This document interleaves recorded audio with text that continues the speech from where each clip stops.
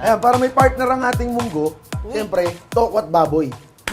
Favorite? Para sa tokwat baboy ni Kuya Dudut, maghanda ng tofu, pork belly or liempo, sibuyas, toyo, suka, paminta, siling berde, siling labuyo, at asukal. Ngayon, buksan ko lang yung kalan. Lagay ko yung mantika. Number 1. Miss Mikey, pwede ba natin lagay yung Tokwa? tokwa? Lahat po? Yes. Lahat. Yan. Pwesto na natin siya. Habang hindi pa mainit, para hindi na siya pumutok mamaya. Ganun pala yung style nun. Habang nagpiprito ang tokwa. Habang nagpiprito tokwa, Para ka nag-BBO ah. Binibiyo niya yung sarili niya. dahil napalambot na yung Yung yempo, ating karne. May nakailam na naman. oo, Meron na naman. Magalit na Isa ba yan? lang. tatanggalin lang natin yung Buto. buto.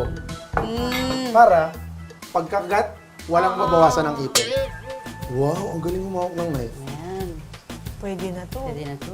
Pwede na to si Mike. Sing-sing na lang kulang. Parang ready na si Mike. Okay. Yan.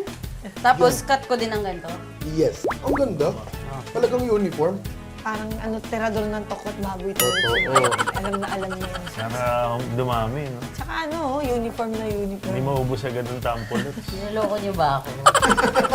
So yan, habang inihiwa naman, hinahalo natin yung sauce ng ating tokwat baboy. Ah, yes. That's very important. Yes, very important. Because without the sauce, it's only... Sauce Mario Jose. Yes, it's very bland. Ang sauce natin ay gagawin natin, yung iba kasing tokwat baboy, minimix yung sauce.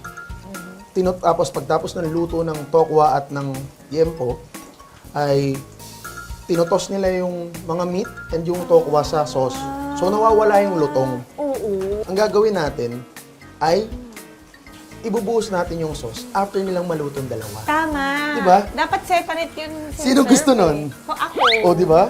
Ako ganun din ako separate. Para maintain yung texture, yung Yeah. crispiness. O, teka, bago mo gawin yan, bigyan natin ng inspiration si Mike. Ano yan? May panis. Papakita ko sa'yo. Dito. Lalagay ko lang dito. Ayan. Baka mabagsak ako. Ayan. Oh my gosh, si Paul! Bagets Days!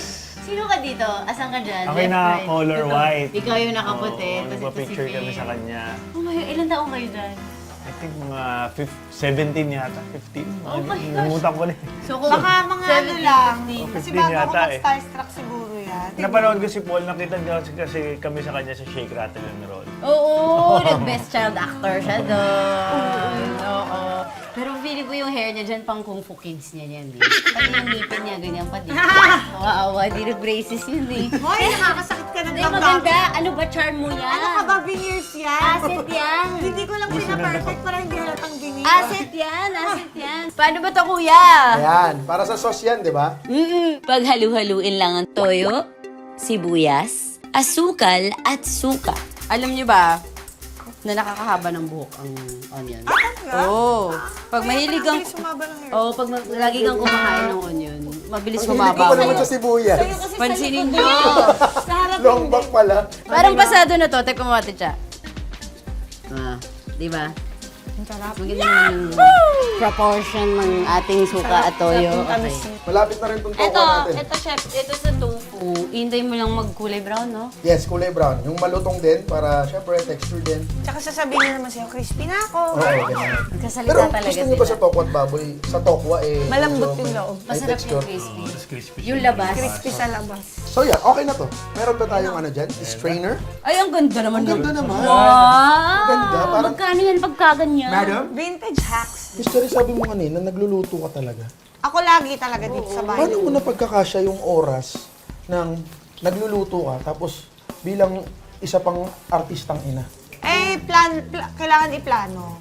So, ipaplano mo kung ano Time yung mga... management. Oo, ipaplano mo. Kailangan upuan mo. Kahapon nandito ako mismo sa kitchen, nakaupo. Dito ako nagla-lunch. Nag-iisip ako ng i-grocery ko. Kasi din, part yan ng pag-ano ng budget para hindi ka mag-overbuy. Yun na yun? Yun na yun. O, tapos? Ang kailangan natin dyan para mag-crispy, Oh. hopefully, is i-rest siya, pahanginan, Yeah. Ah, okay. para mag-crispy yung Mag-dry ng labas. onte, Oo. makuha mo yung Tapos texture i-drain na yung gusto. oil, makuha natin yung texture. And then, liempo. Yun na yung gagamitin nating oil. Okay. Yung ating pork. Iprito na ang karne ng baboy para maging crunchy.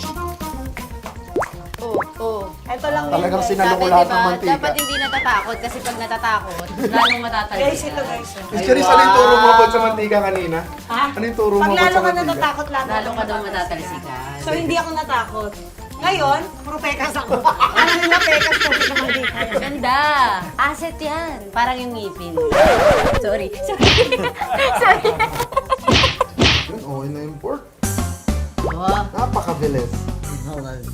Ang ganda ng pagkakahiwa. magandang teknik din pala yun, no? Nanipisan mo ang paghiwa Yes. para mas mabilis mo siyang maluto. Totoo. Totoo yan. Sobrang ano yan. So kapag gutom na kayo, alam niyo na yung style. Tikiman time! Oh my God. Grabe. Naglalawa yung mga viewers ngayon. Ay, ang dami yung nakuha ko, pero okay na Tataas yan. ang benta ng mga tokwa sa palengke.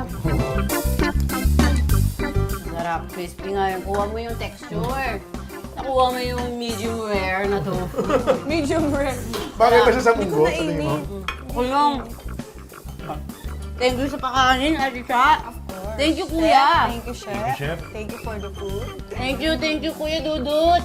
You're Sa welcome. recipe mo ng tokwat baboy at Ate Cha, sa inyo. And fourth, sa inyong kwento at recipe ng